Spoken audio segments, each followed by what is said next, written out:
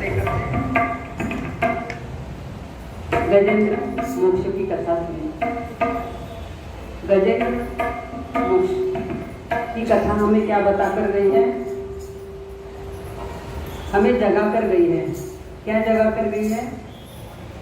पाँव दर्द होने लगे तो समझना व्रत आया है। आंख से दिखना कम हो जाए तो समझना व्रत आ गया है। कान से सुनना कम हो गया, लग जाओ प्रवर्तन पर्वत पर आ जाना। यह प्रवर्तन पर्वत क्या है? सत्संग ही प्रवर्तन पर्वत है। इसलिए अगर सांवरे से मिलना है, सांवरा कौन है? सांवरा काना है। सांवरे से मिलना है तो सत्संग ही बहाना है। 40 के बाद हम फ्री हो जाते हैं, बच्चों की शादी वगैरह हो जाती है, बड़े हो जाते हैं, फिर दिमाग खाली हो जाता है। Empty mind becomes devils workshop. रिकामं घर, रिकामं डोकं, भूताचं घर होणार। तो क्या करना है? भक्ति मार्ग बढ़ाना है, तो ये घर खाली नहीं रहेगा। प्रवचन पर्वत बताया है भागवत में। और क्या बताया था? जो भागवत का सत्संग लेता है वो भागवत है, भागवत हो जाता है। भागवत भक्त को भागवत बना देती है। संत का आश्रय लेने से संत हो जाते हैं, भागवत का आश्रय लेने से भगवान बन जाते। तो गजेंद्र पिछले जन्मों में कौन थे? कौन था? मैं क्या करती हूँ ना, घर जाने के बाद चाहे कितनी भी थकी हुई हूँ, फ्रेश हो जाती हूँ और पहले किताब ये नोटबुक निकालती हूँ और एक एक पन्ना देखती हूँ कि पूरा सब प्रसाद बांटा है या नहीं, कि कुछ बच गया, नहीं बच गया, आनंद आता है, पूरा पढ़ लेती हूँ। जाते हैं थोड़ा वेट दर्द जाता है, लेकिन मेरे हृदय को शांति मिलती है कि नहीं कुछ बाकी बचाया नहीं। तो बताइए गजेंद्र कौन था पिछले जन्म में? हाँ क्या था? राजा। हाँ राजा था। क्या नाम था राजा का? सही उत्तर है। राजा का नाम क्या था? इंद्रदूम। आप अगर दुष्टदूम लिखा तो इंद्रदूम लिखिए। इंद्रदूम का राजा था। अब पिछले जन्म में इतनी साधना थी उसकी, इसके कारण इस जन्म में भगवान को आना ही पड़ा। हमारे कई जन्मों की साधना होती है तो भागवत की प्राप्ति हो जाती है। तो इस प्रकार से वो गजेंद्र पिछले जन्मों में गुरु आने के बावजूद भी बैठा रहा। गुरु अवश्य ऋषि, गुरु आते तो हमें तुरंत खड़ा होना चाहिए। अगर नहीं खड़े होते तो गुरु का अपमान हो जाता है। तो गुरु ने शाप दिया, जड़ योनि में जाएगा पशु, और जड़ योनि क्या बन गई? हाथी बन गया। हम इसी जन्म में डिसाइड करते हैं कि हमें अगला जन्म कौन सा लेना है।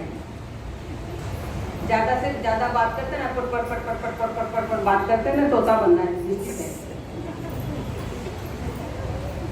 ज्यादा से ज्यादा आड़ोस पड़ोस में जाते हैं ना, इस घर में जाते, उस घर में जाते, उस घर में जाते, उस घर में जाते, तो बंदर बनना निश्चित है।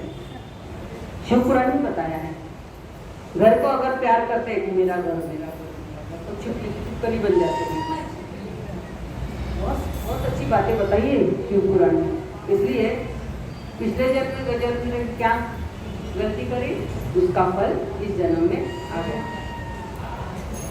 लेकिन गजेंद्र को बाद में भगवान ने मुक्ति दी है। कौन सी मुक्ति दी है? सारूप्य मुक्ति दी, अपना ही रूप दिया है गजेंद्र। मुक्ति 4 प्रकार की है।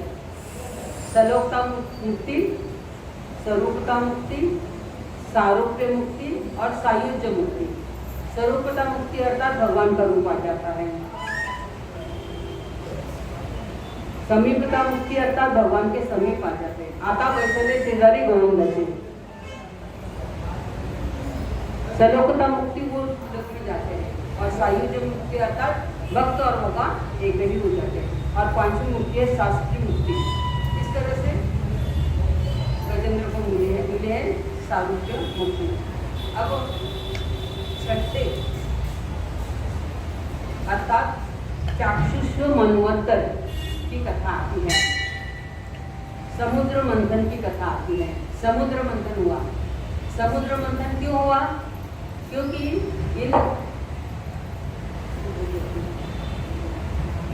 इंद्र अपने ऐरावत पर बैठकर, हाथी पर बैठकर घूम रहा था इधर से उधर। इतने में ऋषि दुर्वासा आए। अब ऋषि दुर्वासा ने प्रेमवश अपना हाथ इंद्र को दे दिया, हाथी के सूंड में डाल दिया। लेकिन इंद्र ने क्या किया? उसी हार को हाथी के सूंड में डाल दिया तो हाथी ने अपने पांव तले रोन दिया। तो ऋषि का अपमान हुआ। ऋषि ने शाप दिया कि तेरा स्वर्ग का राज्य चला जाएगा। अब इसके कारण राक्षसों का आक्रमण हुआ, इंद्र का राज्य चला गया।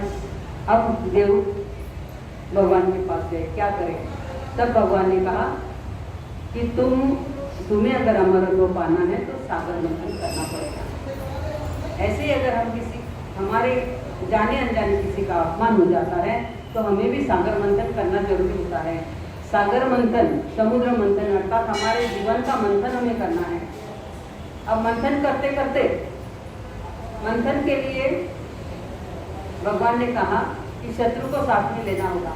अगर शत्रु को साथ नहीं लिए तो शत्रु तुम्हें बाधा डालेंगे, इसलिए शत्रु को मित्र बनाओ।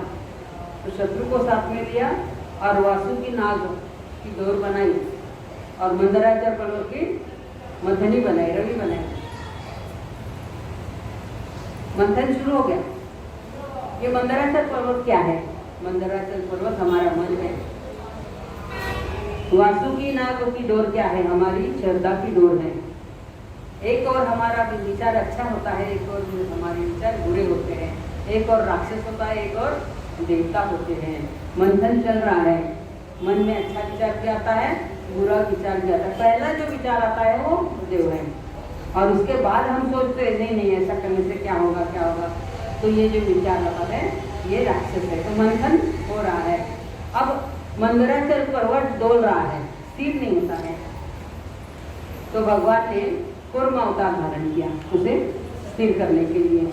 मन डोलता है इसलिए भगवान कूर्म अवतार में आ जाती। कूर्म कौन है? कछुआ। कछुआ क्या करता है? संकट आने पर अपने पांव और सिर अंदर समेट लेता है और उसकी पीठ कैसे है? पत्थर के जैसी। ऐसे ही हमें भी संकट आने पर हमारे सारे विकार समेट लेने हैं और अपना सुरक्षा करनी है। संकट कैसा है? काम क्रोध का संकट आएगा तो इस तरह से अब मंदराचल पर स्थिर हो गया है, अर्थात मन स्थिर हो गया है और सागर मंथन हो गया है। तो सागर मंथन जब भी होता है तब पहला जहर आता है, विष आता है। ऐसे ही हमारे जीवन का सागर मंथन होता है। हम अपने जीवन के बारे में सोचते हैं तो पहला विष ही आता है। क्यों? क्योंकि हम सब विषय के पुतले हैं, विषय में से ही पैदा हुए हैं और तो विष आता है। विष आया तो कोई लेने के लिए तैयार नहीं। तो शिव जी आए हैं, लेकिन शिव जी ने भी कैसा उस विष को प्राशन किया है? राम नाम के संपुट में। रा कहा, विष डाला और म। पार्वती कहती है आप जहर न मत पीना, सब स्वार्थी है, आपको जहर पीने के लिए कहते हैं। क्योंकि शिव जी समझाते हैं अगर मैं जहर न पीऊंगा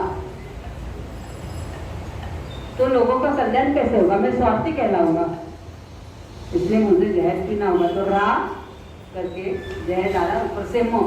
जहर अगर नीचे जाता है, हमारे भीतर जो कंठ में जहर रहता है, किसी की निंदा का, किसी के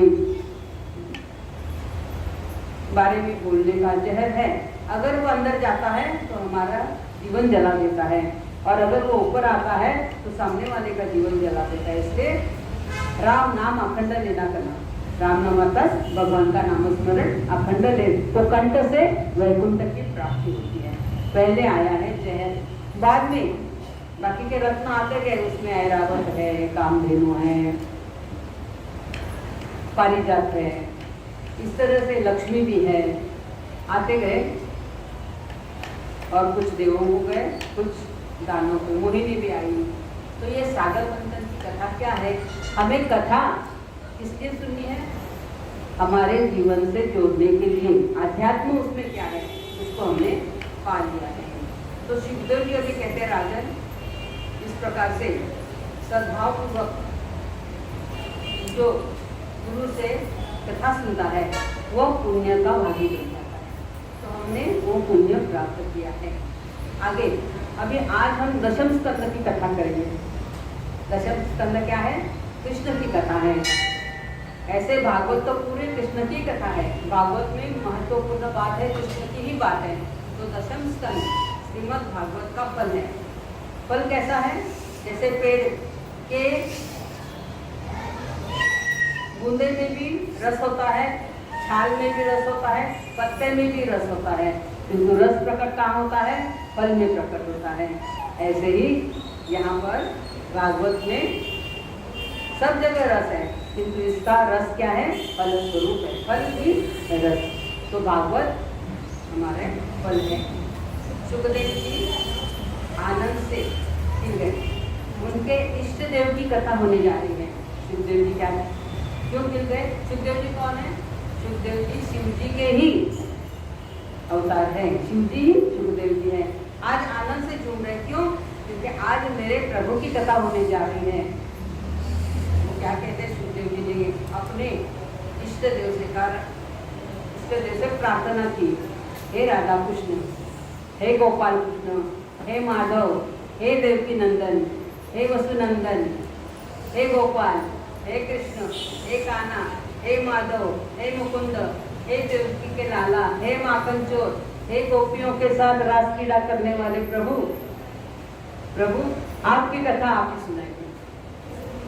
आपकी कथा मैं सुनाऊंगा, तो आपकी कथा कौन सुनाएंगे? हे प्रभु आप ही सुनाओगे। भक्तों के प्राण आप मेरे हृदय में विराजमान हो जाइए और मेरे हृदय में विराजमान होकर आप आपकी कथा सुनाइए। आप जब सुनाओगे तब रस बहेगा नहीं, रस टपकेगा नहीं, रस बहेगा। ऐसा रसमय, ऐसे रसमय कथा हो जाएगी, तो प्रेम रस प्रकट होगा। इसलिए हे प्रभु आपकी कथा आप ही सुनाइए। तो प्रभु